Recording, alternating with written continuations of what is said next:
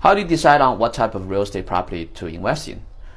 So we have residential property, that's including single family and a multifamily. The expense for, so we're going to talk about mainly, multifamily, because we'll talk about investment, because single family is mostly for people that are living in it. Sometimes I know people use the single family as a Airbnb. You're getting good income, but because it's still residential property, so you cannot increase the value, because residential property, the value only increase it's according to the market. But let's say if you have multifamily, then once you increase the income, then you can increase the property value too. And also 4 units and below are considered single residential. 4 unit and above, 5 unit and above are considered commercial real estate. So when it's commercial real estate, let's say if you bought it at a 100K income, let's say if you increase the income to 200K, then you can double your value of your commercial real estate, the multifamily property.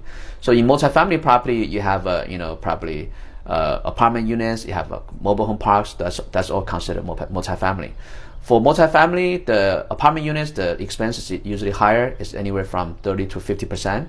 But for mobile home parks, the expense is much lower. It's usually like around 10 to 20%. Now we talk about commercial real estate. For commercial real estate, there are many types, right? You have the shopping centers.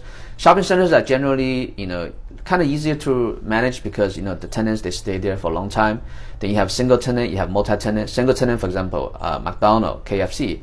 Multi-tenant, you maybe have like a shopping plaza. You have different tenants there, and then you have restaurant, you have gas station, and then you have office, right? So for commercial real estate, it's usually the expenses is usually maybe anywhere from 30 to 40%, 30 to 50%.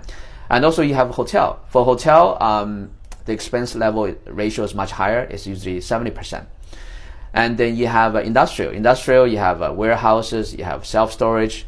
So warehouse is generally easier to maintain as well, because you just lease them long term, and there's really not much you can destroy, because it's just a big shell, right?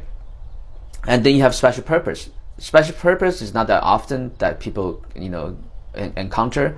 For example, you have banks, you have theater, you have a sports arena. So that's not a very common. So there you have it.